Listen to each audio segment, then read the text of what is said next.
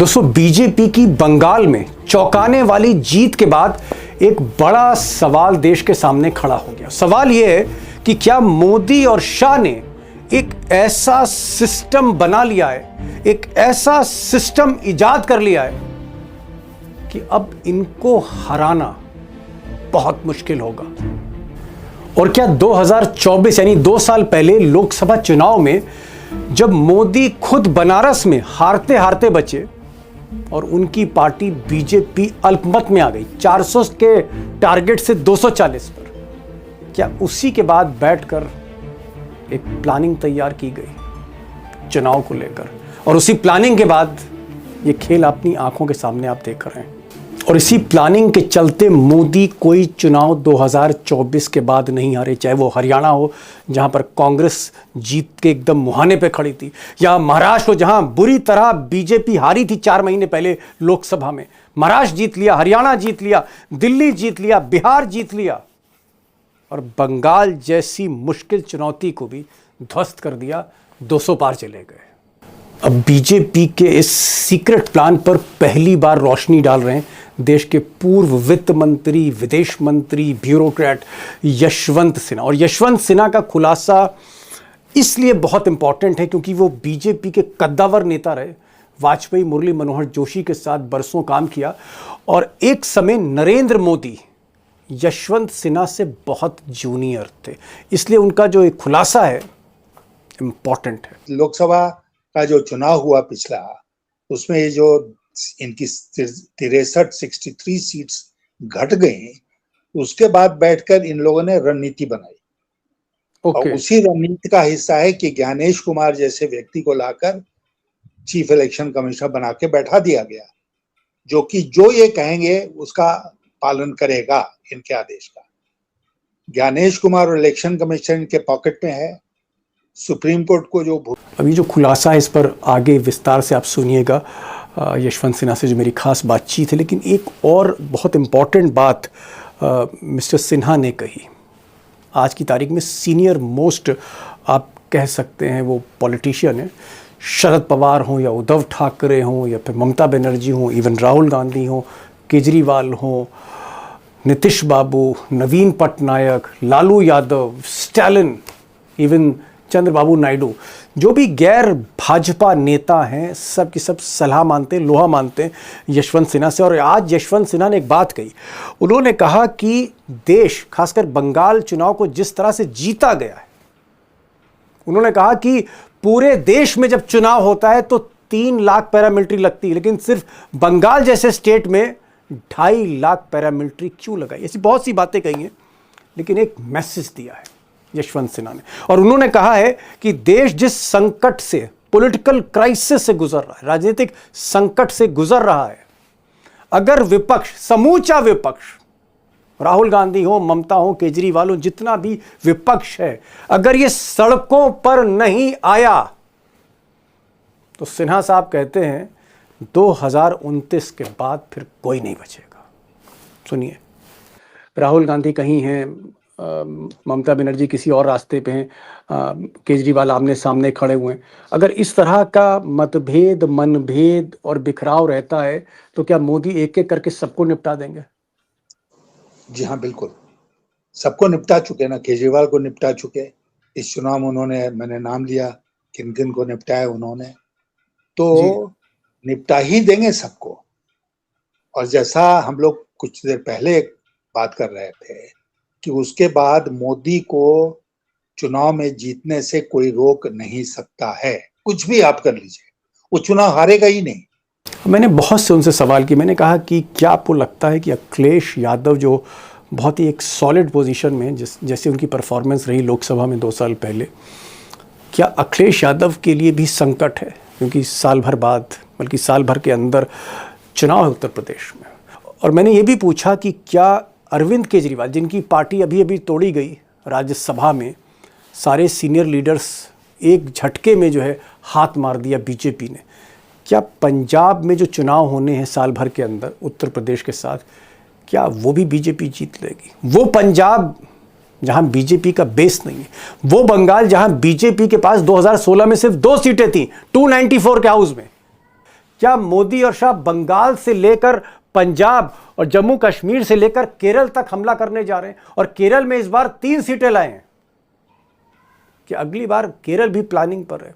बहुत से ऐसे सवाल पूछे जो बहुत इंपॉर्टेंट हैं, और मुझे लगता है कि जब एक सीनियर पॉलिटिशियन हो, देश के one of the most senior, मतलब पिछले 55-60 वर्षों से सक्रिय राजनीति में, उससे पहले ब्यूरोक्रेट, यशवंत सिन्हा को जरूर सुनिए, क्योंकि उनके खुलासे जो हैं काफी परतें खोल रहे हैं। यशवंत जी, जिस तरह से नरेंद्र मोदी ने बंगाल को जीता, और बहुत ही अविश्वसनीय जीत मानी जा रही, क्योंकि कोई चांस नहीं थे, जिस तरह की वहाँ की पॉलिटिकल डेमोग्राफी है। अगर आप कागज पर रख के सारे चुनावी आंकड़े देखें, समीकरण देखें, तो बहुत मुश्किल है कि बीजेपी 130 तक भी पहुंच सकती थी, लेकिन बीजेपी 200 के पार चली गई। ये जो अचंभा हुआ है, क्या आपको लगता है कि मोदी और शाह ने एक ऐसा सिस्टम अब इजाद कर लिया है कि इनको हराना बड़ा मुश्किल होगा, विपक्ष अब इनको आसानी से हरा नहीं सकती? बिल्कुल सही कहा आपने।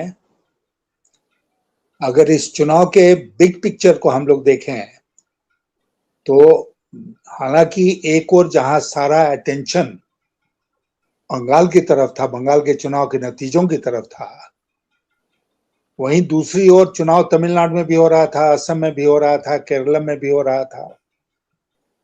और जो बिग पिक्चर इस चुनाव से इमर्ज करके आया है दीपक जी, वो ये आया है कि बिल्कुल जैसे टेलर मेड ढंग से काम किया जाता है, वैसे उन्होंने ममता को निपटा दिया बंगाल में, गौरव गोगोई को निपटा दिया असम में, वो खुद का चुनाव हार गए, ममता खुद का चुनाव हार गई।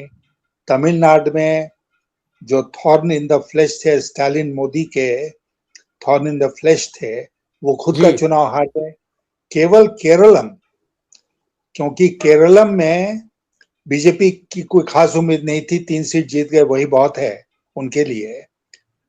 तो केरलम को छोड़ दिया जाए तो पुडुचेरी वो जीत गए, असम जीत गए, बंगाल जीत गए, और जिसको जिसको निपटाना चाहते थे इस चुनाव में, उसको उसको उन्होंने निपटा दिया। बंगाल का चुनाव जो था वो टोटली अनप्रेसिडेंटेड था, इस माने में कि किसी भी प्रकार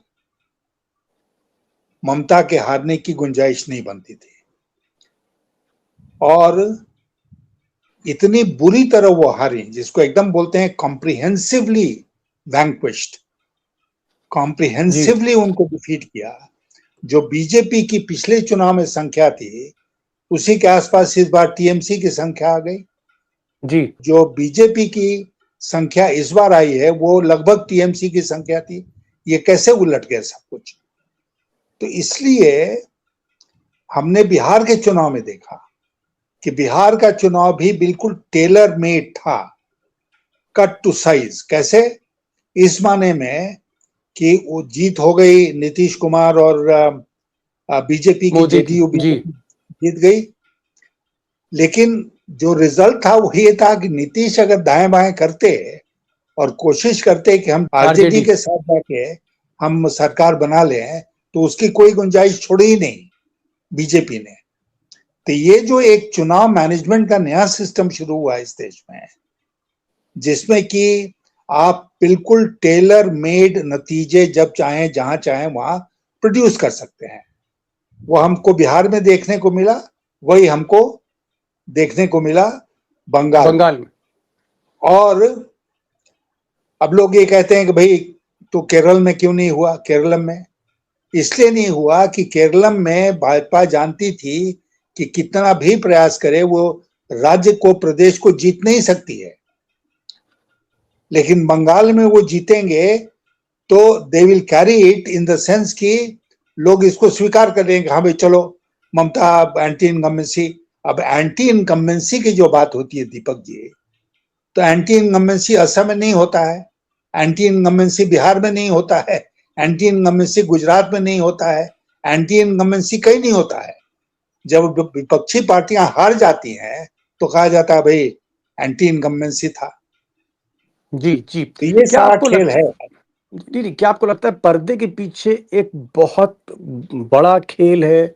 जैसे मिसाल के तौर पे जिस वक्त 27 लाख वोटर जो एलिजिबल थे, छोटी मोटी जिनकी दस्तावेजों की कमी थी, उनका मामला जब सुप्रीम कोर्ट में जाता है तो सब लोग ये अपेक्षा कर रहे थे कि भाई मताधिकार तो आपका फंडामेंटल राइट है और सुप्रीम कोर्ट कहेगा कि नहीं भाई इनको एडजस्ट करिए, इनके डॉक्यूमेंट्स चेक करिए और बिना 27 लाख लोगों के चुनाव में वोट डाल के ये इलेक्शन को सही नहीं है। लेकिन सुप्रीम कोर्ट ने, देश की सबसे बड़ी अदालत ने कह दिया कि भाई कोई बात नहीं, अगर इस बार वोट नहीं दे पाए तो ये लोग अगली बार वोट दे सकते हैं, अगले चुनाव में वोट दे सकते हैं। क्या आपको लगता है कि चाहे वो अदालतें हो, इलेक्शन कमीशन हो, सरकारी अमला हो, कॉरपोरेट हो, मीडिया हो, मोदी और शाह ने सब कुछ धीरे धीरे मैनेज कर लिया है? देखिए, सब कुछ तो पहले से मैनेज किया हुआ था और चुनाव आयोग जो था वो तो एक बीजेपी के दफ्तर के रूप में काम करता है, ये सारे लोग जानते हैं और बोलते भी हैं। लेकिन सुप्रीम कोर्ट से ये उम्मीद नहीं थी। सुप्रीम कोर्ट का ये कहना कि भाई अच्छा चलो इस बार नहीं आप वोट डाल सकते हो तो अगली बार डाल लेना, इससे हास्यास्पद प्रजातंत्र के लिए और कोई बात ही नहीं हो सकती है। लेकिन सुप्रीम कोर्ट ने ऐसा बोल दिया और सब लोगों ने सुप्रीम कोर्ट सुप्रीम है तो भाई स्वीकार करो। तो जो आप मैनेजमेंट की बात कर रहे थे, वो मैनेजमेंट जो टेलर में नतीजे लाने के लिए इन सबको मैनेज करना जरूरी है और यही मैनेजमेंट अमित शाह और मोदी की खासियत है और उसका एक्सप्लेनेशन तैयार रहता है पहले से। मीडिया मैनेज्ड है, गोदी हो गई है, तो इसलिए मीडिया जो है वो ढोल बजाने लगेगी नतीजे आने के बाद कि वाह क्या जीत हो गई।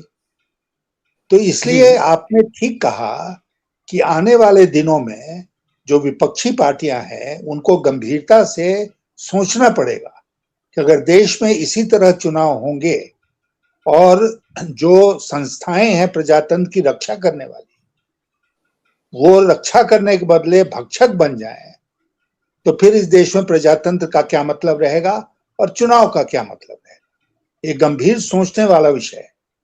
जी, आपको क्या लगता है कि अगला चुनाव जो साल भर के अंदर होने वाला बड़ा चुनाव है, उत्तर प्रदेश का है और उत्तर प्रदेश में अखिलेश यादव ने जिस तरह से 36-37 सीटें लोकसभा में जीती और बहुत ज़बरदस्त प्रदर्शन अखिलेश यादव का रहा 2024 की लोकसभा में और इस बार उनके जीत के चांसेस भी हैं। क्या अखिलेश यादव के लिए उत्तर प्रदेश का चुनाव, अगर हम बंगाल के नतीजे देखें तो बहुत टफ है?